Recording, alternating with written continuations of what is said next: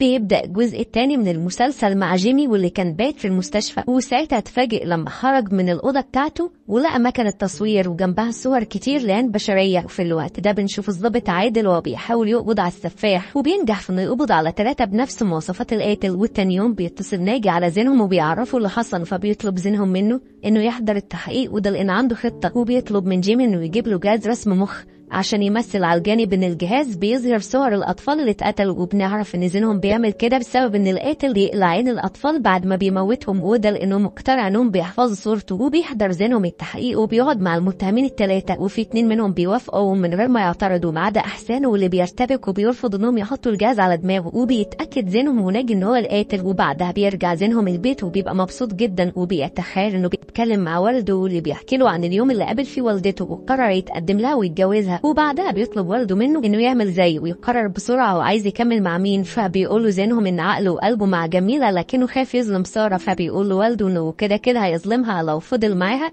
وبيحب واحده تانية. وفي الوقت ده بنشوف اعتماد زوجة عيد وهي بتتصل على التبع بتاع جوزها اللي كان عايز يسرق زينهم وياخد منه فلوس، وبيظهر انه كان متفق مع اعتماد وبيعرفها ان خطتهم فشلت وبيطلب منها انها ما تكلموش تاني وده لانه خايف من محروس. وبعدها بيقابل زينهم ساره وبيحاول يسيبها لكنه بيرتبك وده لانه عايز يسيبها من غير ما يحس بالذنب، وبيقول لها انها تستاهل حد احسن منه. فبتفهم ساره انه عايز يسيبها وبترفض انهم يبقوا صحاب، وبتقول له انها قبلت ترجع له عشان والدته بس. والتاني يوم بيمثل جيمي على والده ووالدته وبيقول لهم انه عيان عشان يمنعهم يخرجوا، وده لان اخوه عليه راجع من السفر وعمل لهم مفاجاه. وبيروح مونتي عياده يمنى وبيبقى معاه مرات البواب وبيكذب على يمنى وبيقول لها انها حامل وانه جايبها عشان تكشف عليها، لكن يمنى بتكشفه وبتقول له ان مرات البابا عندها 59 سنه. وبتعرف ان مونتي بيعمل كده عشان يشوفها وبيطلب منها انها تخرج معاه تاني يوم، فبتتبسط يمنى وبتوافق وبتتكلم والدة زينهم معاه وبتبقى زعلانه عشان ساره، لكنها بتتبسط لما بتعرف ان هو يتكلم مع جميله ويعترف لها بحب. والتاني يوم بيروح زينهم اسكندريه وبيتصل على جميله وبيفاجئها، فبتتبسط جدا وبتنزلوا بسرعه وبيتغدوا سوا وبيتصوروا وبيبقوا مبسوطين. لكن جميله بتتصدم لما زينهم بيعترف لها بحبه وبيطلب منها انهم يجربوا ويرتبطوا ومش بتبقى عارفه ترد عليه وبتسيبه وبتمشي، فبيجري زينهم وراها وبيحاول يتكلم معاها، فبتتعصب عليه وبتقول انه بيبوظ كل حاجه وانهم صحاب عادي وان هو اي واحده تتمناه، لكن هي مش عايزه تدخل في اي علاقه. وبتقول انها كانت مرتبطه وانه حبيبها سابها واتجوز وبعد ما طلع عايز يتجوز اختها. وبتطلب جميله من زينهم انهم يفضلوا صحابه بس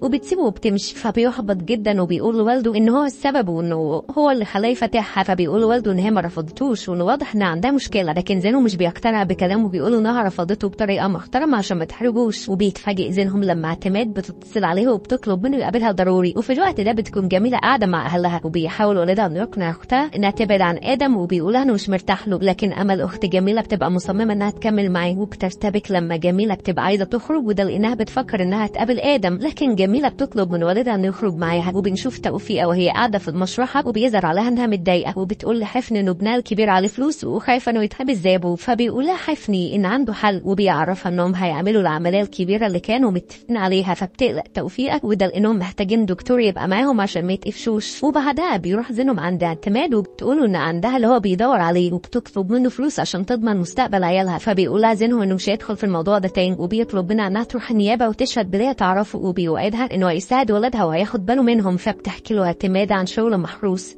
وبتقوله انه بيهرب مخدرات في العربيات بتاعته وانه جوزها عرف وكان عايز يسيب الشغل، لكن محروس هدده ساعتها وعلشان كده اضطر عيد انه يكمل معاه لكنه غدر بيه برضه وقتله. وبتقول لي زينهم ان هي عارفه ميعاد العمليه الجايه وكمان عارفه الطريقه. وبعدها بيخرج زينهم مع ناجي وابنه وبنعرف ان زوجة ناجي ميته وانه هو بيربي ابنه لوحده وبيعرض زينهم عليه انه يتجوز تاني عشان يلاقي حد يساعده، فبيرفض وبيقول انه ما بيفكرش خالص. وبعدها بيحكي له زينهم على اعتماد قالته له ان هي ما عندهاش مانع تشهد في المحكمه لكن على شرط انهم يامنوها، فبيوافق ناجي وبيعرف زينهم انه فتح ملف القضيه بتاع والده عشان يحقق فيها. وتاني يوم بيروح زينهم مع اعتماد لمكتب ناجي لكنه مش بيبقى موجود بسبب انه بيوصل ابنه للمدرسه، وبيتصل عليه زينهم في نفس الوقت اللي بتظهر عربيه قدام ناجي وبتدخل فيه وبيعمل حادثه. وبيروح زينهم للمستشفى بسرعه وبيعرف ان عنده هو وابنه ارتجاج في المخ لكن حالته مستقره ويخرجوا قريب. وفي الوقت ده بتعترف اعتماد على محروس في النيابه وبتقول لوكيل النيابه ان محدش يعرف ان هي عارفه المعلومات دي وان عيد هو اللي طلب منها تبلغ لو حصل له حاجه. وبيروح عادل لمكان الحادثه الحادثة وبيستجوب الناس اللي كانوا موجودين، وبيعرف ان الحادثة كانت مقصودة وان اللي خبطوا ناجي مشوا بسرعة وما نزلوش من العربية خالص. وبيقول زينهم لعادل انه متأكد ان محروس هو اللي ورا الحادثة، وده لان ناجي كان بيدور وراه عشان حادثة والده، واللي مات بنفس الطريقة اللي عيد مات بيها، داير بنفس الطريقة اللي ناجي عمل بيها الحادثة. وبيحقق عادل مع محروس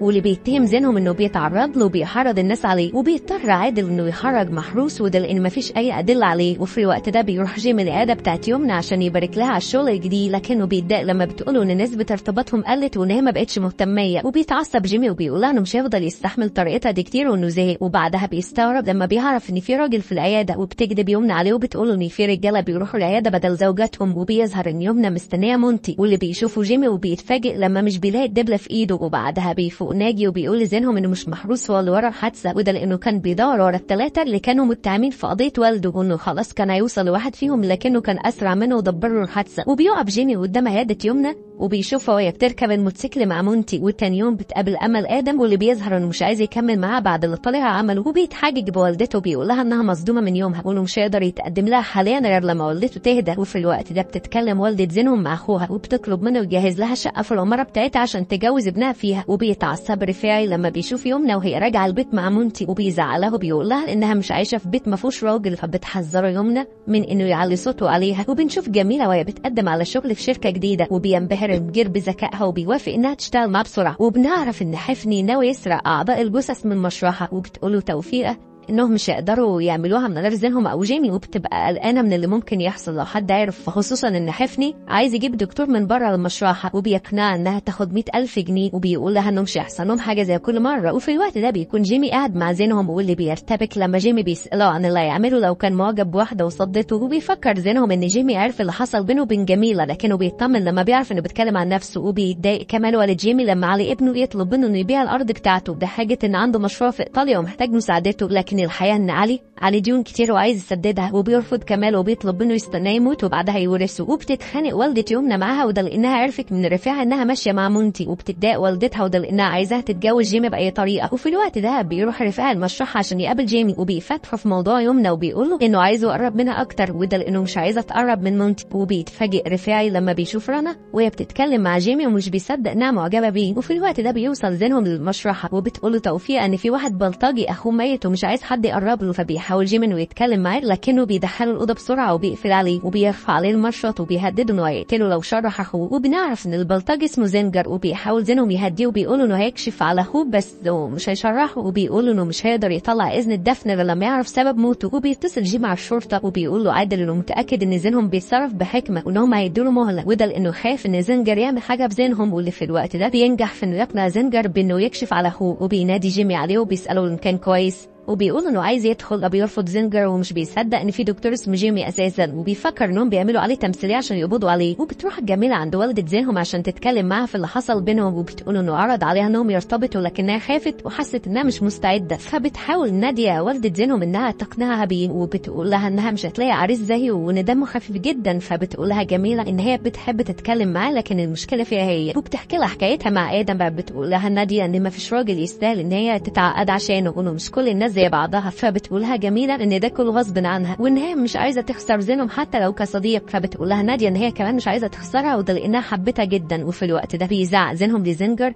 وده لانه بيشرب سجائر في المشرحه وبيتصدم لما بيكتشف ان اخو زنجر لسه عايش وبيبقى عايز يطلب الاسعاف لكن زنجر بيرفض وده لانه بيخاف ان البوليس يقبض عليه ومش بيوافق غير لما زينهم بيطلب منه انه ينط من الشباك ويهرب. وبتوصل جميله للمشرحه وبتقلق جدا على زينهم بعد ما بتعرف اللي حصل وبيخرج زينهم من الاوضه وبيطلب الاسعاف عشان يلحقوا المريض وبيستغرب الناس اللي موجودين وبيفكروا ان زينهم ليه كرامات وانه صح الميت. وفي الوقت ده بتخرج يمنى مع مونتي وبتتفاجئ لما بتعرف انه كان بيحضر الدكتوراه في الهندسه لكنه سابها واتجه للتامل واليوجا وده لانه مؤمن بالطاقه وانه بقى بيعرف يقرا الاشخاص. وبيطلب منها تجرب تتامل لكن يمنى مش بتقتنع وبتقول ان ما عندهاش وقت تجرب حاجه مش هتفيدها. وبتتبسط والده المريض جدا لما الدكتور بيقول لها ان ابنها حالته بقت مستقره وبتفضل تدعي لزينهم واللي بيبقى مبسوط لما بيشوف جميله وبيوافق انهم يفضلوا اصحاب لحد ما هي تغير رايها. وفي الوقت ده بيحقق عادل مع واحد من اللي كانوا مشتبك فيهم في قتل والد زينهم واللي ابنها عرف ان اسمه الدسوقي وبيتهموا ان ليه علاقه بحادثه ناجي وده لان العربيه اللي خبطت شنطته متسجلة باسمه، وبيعرفوا انه هيفضل موجود في الاسم لحد الصبح عشان يتعرض على النيابة. وتاني يوم بيشهد زينهم في النيابة وبيقف في صف زنجر مش بيرضى يعترف عليه، وبيقول وكيل النيابة انه عايز يديله فرصة عشان يتحسن، وانه فاهم كويس ان الفقر والجهل هما اللي عملوا فيه كده. وبيتبسط زنجر جدا وبيشكر زينهم على اللي عملوا معاه، وبيقولوا انه خلاص تاب ومش هيرجع للبلطجة تاني. وبتتضايق جميلة لما ادم بيتصل عليها وبيقولها انه موجود تحت البيت، وبتضطر انها تنزل له وتكلمه، وبتستغرب لما بيقولها انه ما عادش عنده مشاعر ناحية اختها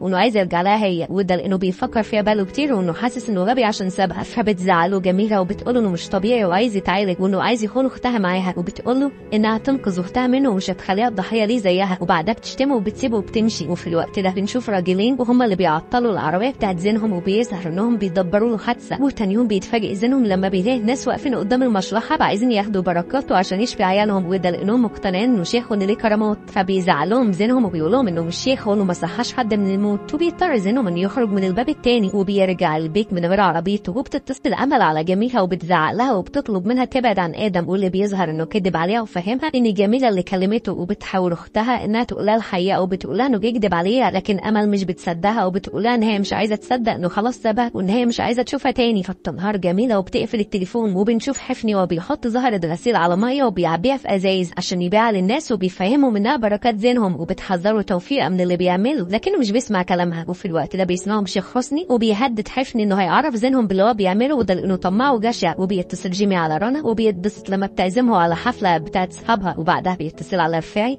وبيطلب منه يساعده عشان يختار اللبس اللي هيلبسه. وبيلبس جيمي لبس غريب وبيتصدم لما بيروح الحفله وبيكتشف ان رنا دعيته على حفله صاحبها اللي نشر كتاب، وبتبقى متضايقه لان جيمي بقى فاهمها غلط وبيفكر انها واحده تافهه ومش في دماغها غير الحفلات التافهه وبس. وبيتحرج جيمي جدا وبيبقى عايز يمشي. في نفس الوقت اليوم بتمارس في اليوجا مع مونتي لكنها بتزهق جدا وبتقول انها عايزه تمشي، فبيديها مونتي كتاب عن التامل وبيطلب منها انها تدي للموضوع فرصه. وبيتضايق جيمي لما صاحب رنا بيتريق عليه، وده لانه ما فهمش الكتاب بتاعه ولا الافلام اللي كتبها، وبيقول انه موجود في المكان الغلط. وفي الوقت ده بتكون جميله في عياده دكتور نفسي عشان تسوق له الدواء بتاع الشركه، لكنها بتتفاجئ لما بتفتكر انه كان زميلها في الجامعه. وبعدها بيكلم واحد تاني زميلهم وبيطلب منه انهم يخرجوا كلهم مع بعض ويتقابلوا. وبتتفاجئ جميله لما الدكتور النفسي بيقعد على الشيزلونج وبيبدا يحكي لها عن نفسه، وهو انه فضل يشتغل لحد ما بقى دكتور كبير عشان يصرف على نفسه وعلى والدته بعد ما ابوه مات، لكن بعدين اكتشف انه بقى لوحده وان مش معاه حتى شريكه صندوق. وبيتكلم الشيخ حسني مع زينهم وبيبلغوا بالحفن بيعمله من وراه، وبيقولوا انه لازم يوقفوا عنده حد. وبعدها بيظهر واحد اسمه مرسي وبنشوفه هو راكب عربيه وبيبقى فيها واحد اسمه فريد، وبيظهر على مرسي انه قلقان ومش بيبقى عايز يعمل اللي فريد طلبه منه لكنه مش بيقدر، وده لانه واخد فلوس كتير منه. وبيطمنوا فريد وبيقولوا ان العمليه سهله جدا وانه هياخد باقي فلوسه بعدها. وفي الوقت ده بتتخانق رنا مع جيمي، وده لانه زي كل الناس شايفها واحده حلوه وبس ومش مقتنع انها ممكن تكون مثقفه وعميقه. وبيقول لها جيمي انه مش عيب انها تبقى حلوه ومش طبيعي انها تبقى عايشه عشان تثبت انها عميقه وبس. بتتعصب رنا اكتر وبتسيبه وبتنزل من العربيه. وبيتصل فريد على حفني وبيعرفوا ان الجثه اللي هياخد منها الاعضاء هتوصله النهارده، فبيحكي حفني لتوفيقه وبيطلب منها انها تجهز، وبيقول لها انهم هياخدوا فلوس كتير جدا. وفي الوقت ده بيتصل مهدي الدكتور النفسي على جميله وبيشكرها عشان سمعته وقدر انه يتكلم معاها. وبترتبك جميله وبتخاف انه يكون معجب بيها، فبيطمنها وبيقول لها انه بيشكرها عادي، وبيطلب منها انها تروح له العياده عشان يسمعها، وده لانه حاسس ان عندها مشاكل من ناحيه الارتباط. فبتوافق جميله وبتروح له على طول، وبيسالها مهدي عن اول حاجه فكرت فيها لما كلمها، فبتقول انها فكرت في والدتها. فبيسالها ان كانت والدتها ليها علاقه بخوفها من الارتباط، فبتقول له جميله ان والدتها مقتنعه انها معقده من الرجاله بسبب حظها الوحش معاهم، وان ده بيخليها تحس انها ما عندهاش الثقه انها تقابل الشخص اللي يحبها. ومع ذلك هي حاسه انه السبب الرئيسي ان والدتها كانت دايما بتقولها وهي صغيره انها وحشه وان هي مش هتقدر تفتح بيت ولا تتجوز. بيقولها مهدي ان هي مش محتاجه وده لانها عارفه مشكلتها كويس. وبعدها بيسالها عن اخر واحد عرض عليها الارتباط، وفي الوقت ده بنشوف زينهم هو واقف مع الميكانيكي وده لان عربيته عطلانه، وبيستغرب لما بيعرف ان الخرطوم مقطوع على الرغم من انه لسه جديد. وبيتاكد زينهم ان في حد قطعه وكان عايز يقتله. وبتتفاجئ يمنى لما بتعرف ان مونتي كان متجوز وطلق وعشان كده سافر للهند وتعلم التامل، وبيبقى مقتنع ان حياته بقت احسن واتغيرت. وبيقول يمنى انهم هيسافروا مع بعض للهند عشان تقابل المعلم بتاعه. وفي الوقت ده بيقتل فريد مرسي وبيبلغ البوليس، وبتوصل الجثه للمشرحه وبيبدا زينهم يشرحها، وبيبقى مع حفني اللي بيتراب لما زينهم بيقولوا انه عارف كل حاجة، لكنه بيطمن لما بيكتشف انه بيتكلم عن الخلطة اللي كان عايز يبيعها للناس. وبعدها بيتصل زينهم على ناجي واللي بيبقى منهار عشان ابنه لسه في المستشفى وما خرجش، ومع ذلك بيطلب من زينهم انه يكلمه في الشغل عشان يلاقي حاجة يلهي بيها نفسه عن التفكير. فبيحكي له زينهم عن جثة مرسي وبيقول انه مات مخنوق بس ما فيش اي كدمات او كسور. وبعدها بيحكي له عن اللي حصل في عربيته وانه شاكك ان في حد عايز يقتله، وبيجهز زينهم عشان يمشي في نفس الوقت اللي حفني بيدخل فيه الدكتور اللي فريد جايبه عشان يخرج الكبد من جثة مرسي. لكن الدكتور بيرتبك ومش بيبقى عارف يشتغل، وده لانه لسه طالب على الرغم من ان شكله كبير، وده لانه كان بيسقط. وفي الوقت ده مش بيلاقي زينهم المحفظة بتاعته وبينادي على حفني اللي بيقول انه ما شافهاش وانه ممكن يكون نسيها في العربية. وبيطمن لما زينهم بيمشي وبيطلب من الدكتور يخلص بسرعة، وبعدها بياخد الفلوس من فريد وبيرجع للمشرحة. وبتخرج جميلة مع زينهم وبتحكي له عن اختها واللي عايزة تاخد منها كل حاجة حتى حبيبها اللي كانت بتحبه. وبتقول لزينهم انها بتحكي له عشان هو الوحيد اللي بيسمعها وانه مش مضطر يلاقي لها حلول او يساعدها. وبيتسلم كمان لما بيعرف ان علي ابنه كان بيكذب عليه انه طلق زوجته عشان كده محتاجة فلوس عشان يديلها حقها، ده غير الديون اللي عليه. وبتزعل جميلة لما بتعرف من والدها ان امل هتعمل شبكة ومش تأزمها. وبتقول جميلة لوالدها انها تحترم رغبة اختها وانها مش تحضر وانها حابة تبقى بعيدة عشان تريح اختها. وبيفتش عادل في بيت مرسي وبيلاقي فيه فلوس كتير، فبيحقق ناجي مع زوجته واللي بتحكي له كل اللي حصل، وبتحكي له على فريد اللي ظهر في حياتهم فجأة وطلب من مرسي انه يتبرع بفص من كبده عشان ابن واحد غني جدا وقابل انه يديله نص مليون جنيه. لكن مرسي كان خاف يموت في العملية ورجع في رأيه وكان عايز ياخد الفلوس. وبيواجه كمان ابنه وبيقول انه عارف انه كذاب وبيرفض انه يديه فلوس، وبيقول له انه غلط وانه لازم يتحمل نتيجة غلطه. لكن الحقيقة ان كمال بيبقى خايف على علي. وبيحقق ناجي مع فريد واللي بيكذب وبيقول انه مرضيش يخلي مرسي يعمل عملية وده لانه طلب فلوس كتير. فبيقرر ناجي انه يحبسه 4 ايام على ذمة التحقيق. وبتتعصب والدة يمنى عليها وده لانها مش بترد وهي بتنادلها بسبب انها بتعمل يوجا. وبعدها بتطلب منها انها تعزم جيمي عندهم، وبنعرف ان والدة يمنى عايزة تجوزها لجيمي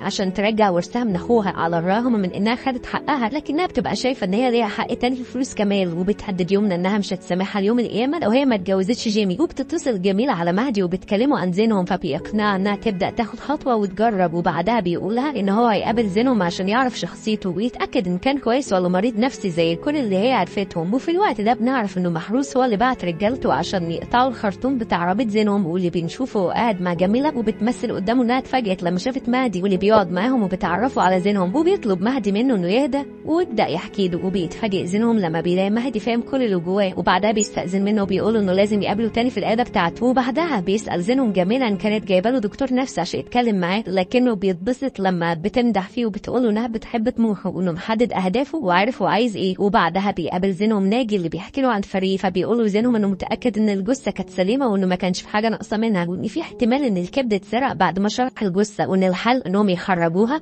ويشرحوها تاني عشان يتأكدوا. وفي الوقت ده بنشوف أمل مستنية آدم واللي بيتأخر عن الخطوبة وكمان مش بيرد على مكالماتها. وبيعرف والدها انه مش هيحضر وبيقولها والدها ان ده احسن وده لانه ما كانش مرتاح له. وبيشرح زينهم الجثة تاني وبيكتشف ان الكبد اتسرق فعلا، وبيشوف انه ممكن يكون حفني هو اللي سرق. وتاني يوم بتروح أمل عند جميلة وبتبقى بتعيط ومنهارة وبتعرفها ان آدم ما حضرش الخطوبة، فبتهديها جميلة وبتطلب منها ما تعيطش وبتتأسف لها أمل وبتقول لها انها كان عندها حق وان هي مش بتعرف تفكر كويس. فبتطمنها جميلة وبتقول لها ان كله في الاخر نصيب. وبعدها بتقابل زينهم وبتحكي له اللي حصل مع اختها وبتقول له انها صعبان عليها قوي. وفي الوقت ده بيلاحظ آدم ان في حد بيراقبهم لكنه بينجح في انه يهرب منه، وبيقول لجميلة انه شاكك ان محروس هو اللي بيعمل كل ده. فبتخاف جميلة عليه جدا وبتطلب منه ياخد باله من نفسه. وبعدها بيروح زينهم عند محروس وبيرفع عليه السلاح وبيطلب منه يقوله الحقيقة، لكن فجأة حد بيضرب نار على محروس وبيقتله وبيتقبض على زينهم وبيتحكم عليه بالإعدام. وبعدها بيصحى من النوم مخضوض وبيظهر انه كان بيحلم، وبيتصل عادل عليه وبيطلب منه يروح المشرحة بسرعة بسبب ان في مشكلة كبيرة. وبيعرف زينهم ان في واحد مسلم اتخانق مع واحد مسيحي وقتله، وان الشرطة خايفة ان الموضوع يتحول لخناقة طائفية. ولما بيوصل زينهم للمشرحة بيسأل اخو القتيل ان كان عنده اي امراض، فبيقولوا انه ما عندوش وانه كان لسه راجع من الجيم وان الموضوع ان اخوه مات مقتول. فبيحاول زينهم يهديه وبيرفض وبيقولوا انه ما فيش حد منهم حاسس بيهم. فبيطلب زينهم منه انه ما ياخدش الموضوع في سكة ما حدش عايز يدخلها. وبيشرح زينهم الجثة مش بيلاقي جروح واضحة تدل على جريمة القتل، لكنه بيكتشف ان في تورم في المخ واللي ممكن يكون هو سبب الوفاة. وبيطلب من ناجي انه يهدي اهل المتوفي ويفهمهم انه محتاج وقت عشان يطلع التقرير. وبيتبسط عليه لما والده بيوافق انه يديله الفلوس اللي هو عايزها عشان يحل مشكلته. وبتبقى توفيقة في المشرحة مستغربة من هدوء حفني على الرغم من انهم عرفوا انه زينهم شرح الجثة تاني. ومش بس كده لكن فريد اتحبس كمان، بس حفني بيبقى مطمن انه مش هيعترف عليه. وبيرجع زينهم يشرح جثة الشاب اللي مات في الجيم تاني وبيكتشف ان في اصابات في دماغه ناحية اليمين. وبيقول له جيم انه عنده احساس ان في حاجه جديده هتظهر. وتاني يوم بيحقق ناجي مع صاحب القتيل واللي بيحكي له عن الخناقه اللي حصلت في الجيم، وبعدها بيحقق مع والدته اللي بتقول له ان ابنها رجع من الجيم وكان باين عليه اثار الخناقه، وانه بعدها دخل ينام ولما صحته لقيته مش بينطق، وساعتها خدته المستشفى لكنه مات في وقتها. وفي الوقت ده بيروح مهدي عند زينهم وبيحكي له الحقيقه وبيقولوا ان هم ما تقابلوش صدفه، وانه كان عايز يقابله عشان يعرف شخصيته ويساعد جميله، وده لانه حاسس ان عندها مشكله في الارتباط. وبيطلب مهدي من زينهم انه يصبر عليها وما يزهقش لو حس ان علاقتهم بتتطور، وانه من ناحيته هيبدا يعالجها من المشاكل اللي عندها. فبيوافق زينهم وبعدها بيحكي له عن الحلم اللي بيحلمه على طول، وهو انه بيشوف محروس وبيقتله. فبيقول له مهدي انه كان عنده نفس المشكله، وانه كان بيحلم بمريض بيتعالج عنده وبيجري وراه في الحلم وبيقتله، وان المشكله اتحلت لما حط مسدس حي تحت المخده. وفي الوقت ده بتتكرم جميله في الشركه، وده لان المبيعات بتاعتها عاليه جدا، وبيظهر واحد زميلها اسمه نزيه وبيبان عليه انه متضايق وغيران منها. وبنشوف ناديه وهي قاعده مع نبيل اخوها وبتديله فلوس عشان يوديها لجمعيه رعايه لحيوانات الشوارع، فبياخد هو الفلوس وبياخد منها كمان فلوس علشانه. وبيتبسط جيمي وبيشوف صور رنا واللي اتصورتها في المشرحه وبيديها كتاب هديه وبيمثل عليها انه قراها وانه استمتع بيها. بتتبسط رنا بيه جدا. وفي الوقت ده بتدخل يمنى عليهم فبتستأذن رنا وبتمشي، وبتستغرب يمنى بسبب ان جيمي كان قافل تليفونه ومش بيرد عليها، فبيكذب جيمي وبيقول لها ان الشبكه وحش. وبيتفاجئ لما يمنى بتطلب منه يتكلم مع والدتها ويقول لها انه مش عايز يتجوزها عشان تبعد عنها وما يحصلش مشاكل ما بينهم، ومع ذلك بيوافق جيمي على طول وبيقول لها انه ما كانش عايز يتجوزها من الاساس. وبيقرر جيمي انه يشترك في نفس الجيم اللي الشاب اتقتل فيه. وفي الوقت ده بتتصدم ناديه لما رئيسه الجمعيه بتتصل عليها وبتعرف منها ان نبيل ما اداش كل الفلوس وانه كل شهر مش بيديهم المبلغ كله. وبيقول منتج يومنا انهم متوافقين حركه الابراج والنجوم في كل حاجه، لكنه بيتفاجئ لما بيعرف ان عيد ميلاد يومنا غير عيد الميلاد اللي سجله في الخريطه النجميه، وبيقول انه هيضطر يعيد الحسابات من اول وجديد. وتاني يوم بتروح بنت الشيخ حسني المشرحه عشان تقابله وبتعرفه ان في عريس متقدم لها وانه لازم يبقى موجود، وان هي مش هتوافق لو هو ما حضرش. فبيطلب الشيخ حسني منها انها تديله فرصه عشان يفكر. وبتتاكد ناديه ان اخوها بيسرقها لما بتتكلم مع الشخص اللي مأجر بيتها، وبتعرف انه بيدفع الايجار كل شهر لنبيل. ولما بيجي الليل يحط زينهم المسدس بتاع والده تحت المخده وبيعمل زي ما مهدي قال له. ولما بينام بيحلم بمحروس وهو داخل عليه الاوضه، بياخد المسدس من تحت المخده وبيقتله بيه، وبيصحى زينهم من النوم مخضوض. وفي الوقت ده بيترعب الزبال لما بيشوف شوال في جثه متقطعه. ولما بيوصل زينهم للمشرحه بيعرفوا جيمي يبقى قصه الشوال، وبيقولوا انهم لقوا فيه جثتين، وبيظهر ان اللي قتلهم كان عارف بيعمل ايه لانه قطعهم باحترافيه. فبيقول زينهم انه هيسيب له القضيه دي يشتغل فيها وبيسيبه وبيمشي. وبتواجه ناديه اخوها وبتقول له انها ما بقتش عايزه تشوفه تاني. وبتستغرب جميله لما بتلاقي كل الدكاتره بيلغوا ميعادهم معاها، وبتعرف ان في حد بيسرق العملاء بتوعها. فبيقول لها مهدي ان اللي بيعمل كده حد في الشركه اكيد، وانه متاكد انه راجل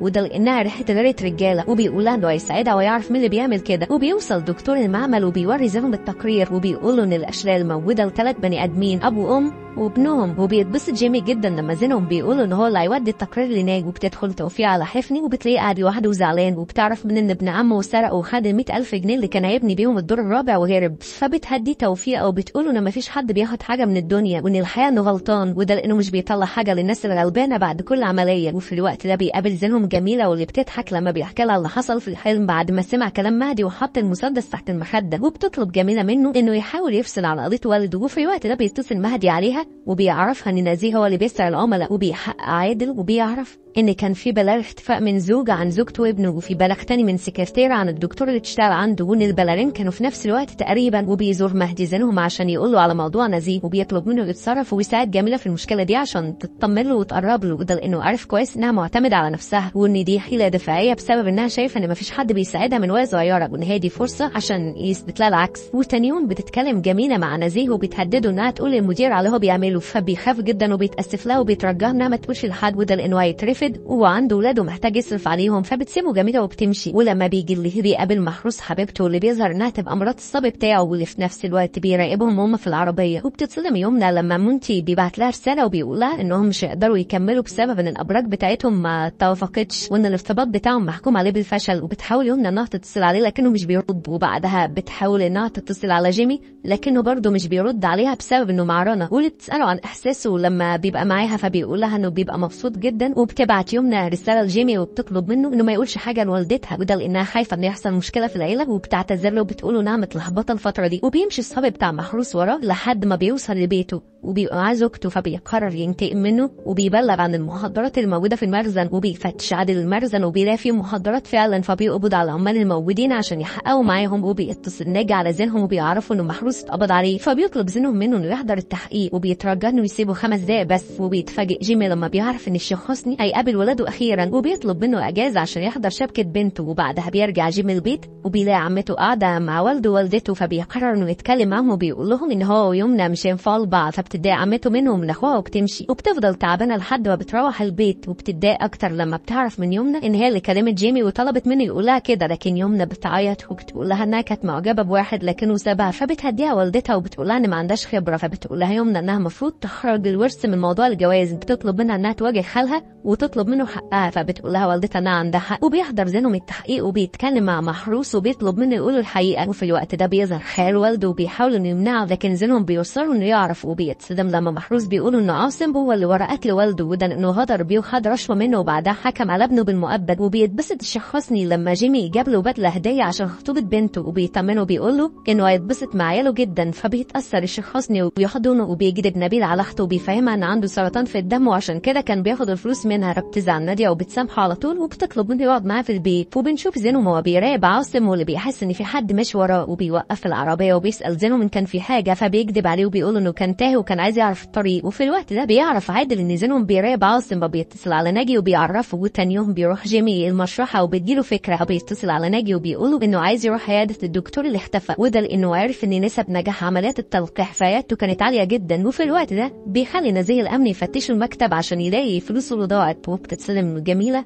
لما الامن بيلاقي الظرف في المكتب بتاعها وبتتعصب على نزيه وبتحكي اللي حصل للمدير واللي بيطلب منها انها تعتذر وتلم الموضوع، فبتتضايق وبتقول له انها مش تقعد في الشركة لو حقها مرجعش. وبعدها بتقابل جميلة زينهم واللي بيحذرها وبيطلب منها انها ما تسيبش الشغل غير لما تجيب حقها، وده لان الكل هيصدق انها حرامية فعلا. وبتستغرب توفيقة لما بتشوف حفني وهو مبسوط وبتعرف ان جالهم عملية جديدة، لكنها بترفض وبتقول انه ملهاش دعوة بالموضوع ده، فبيهددها حفني وبيقول لها انها لو ما بقتش معاها هتبقى ضده وان هي مش هتحب تدخل السجن وولادها يتربوا من غير اب ولا ام، فبتخاف توفيقة وبتوافق انها تشتغل معاه. وفي الوقت ده بيكون جيمي في الجيم وبيقول لزينهم انه عايز ياخد رايه في موضوع رنا، فبيساله كان عايز يبقى معاها بجد او بيعمل كده عشان يرضي يمنى، فبيرتبك جيمي وبيساله كان في مشكله لو كان عايز يرضي يمنى، فبيقول له زينهم انه ما ينفعش ياخد قرار حاليا. وفي الوقت ده بتتصل رنا عليه وبتطلب منه يقابلها، فبيتبسط جيمي وبيوافق على طول، وبيتصدم لما بيقابلها وبيلاقيها قاعده مع واحد واللي بيظهر انه خطيبها السابق، وبتقول رنا لجيمي ان هو السبب اللي خلاهم يرجعوا، وده لانها كلمت خطيبها بعد ما خدت منه الروايه اللي خدتها منه بسبب ان الكتاب ده كان اول روايه جابها لها خطيبها. فبيرتبك جيمي ومش بيرضى يقعد معاهم وبيستأذن منهم وبيمشي على طول. وتاني يوم بيتصل جيمي على ناجي وبيعرفوا ان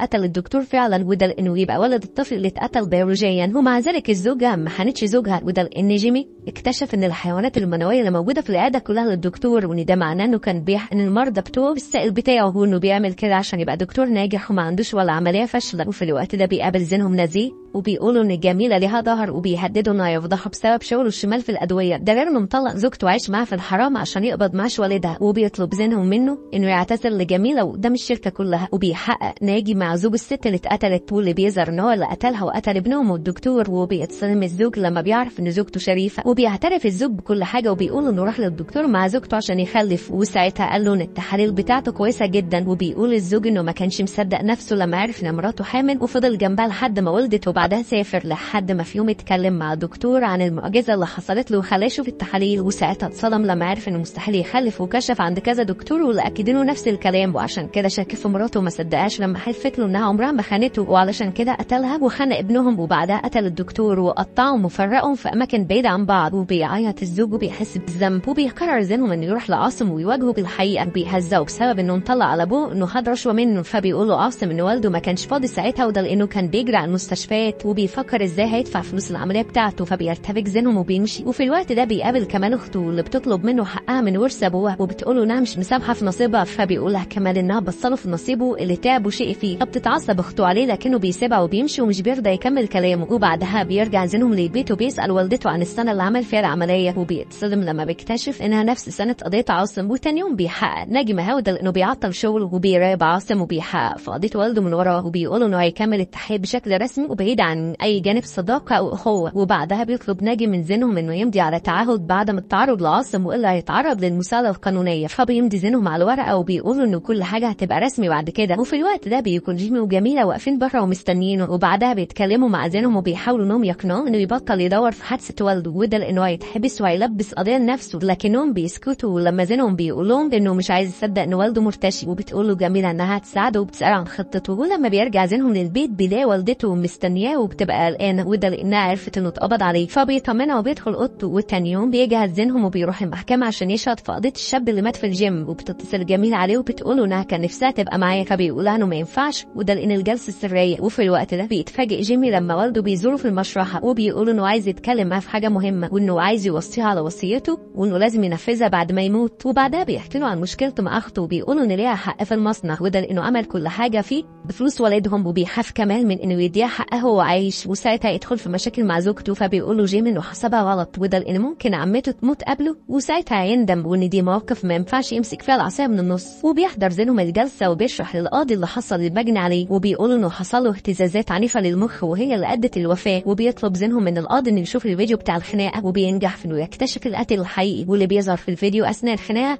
وبيخبط دماغ المجني عليه في الارض ومن غير ما حد يلاحظه. وبنعرف انه عمل كده بسبب ان القتيل بلغ عنه قبل كده، وده لانه ديلر وبيبيع مخدرات في المنطقه بتاعتهم. وفي الوقت ده بيعتذر نزيهي جميله قدام الشركه كلها، وبيعتذر لها المدير لانه ما صدقهاش في الاول. وبتقرر جميله انها تسيب الشغل وتحقق حلمها في التصوير، وبتشتري كاميرا من نعيم زميلها. لما زينهم فوالده المجني عليه بتشكره لانه جاب حق ابنها، وبيتاسف له اخو المتوفي وبيقولوا انه اتسرع. وبعدها بيتصدم حفني لما زينهم بيطلبوا في المكتب وبيسالوا ان كان بيحب الفلوس، وبعدها بيضحك وبيقول له انه هيدي مكافاه ليه ولتوفيقه. وبيتبسط حفني خصوصا ان زينهم بيمشي بدري، وبيقول لتوفيقه انهم هينفذوا العمليه. وبيوصل الدكتور اللي هياخد الاعضاء، وفي الوقت ده بيسمعهم الشيخ حسني، لكن حفني بينكر انه مع حد. وبتطلب جميله من نعيم انه يقابلها هي وزينهم وجيمي عشان يتفقوا معاه ويخلوه يراقب تليفون عاصم، ومش بيوافق نعيم لما بياخد فلوس كتير من جميله. وبتوصل الشرطه للمشرحه وبيقبضوا على حفني والدكتور اللي بيسرق الاعضاء، وهم متلبسين. وبيحقق ناجي مع حفني واللي بيكذب عليه، وبيقولوا انه كان بيساعد الدكتور وبيخليه يشرح جثه في المشرحه عشان يذاكر عليها. لكن حفني بيتصدم لما بيعرف ان الدكتور اعترف عليه من اول ما اتمسك. وبعدها بتدخل توفيق عليهم وبتعترف على حفني، وبتقول لناجي انها خافت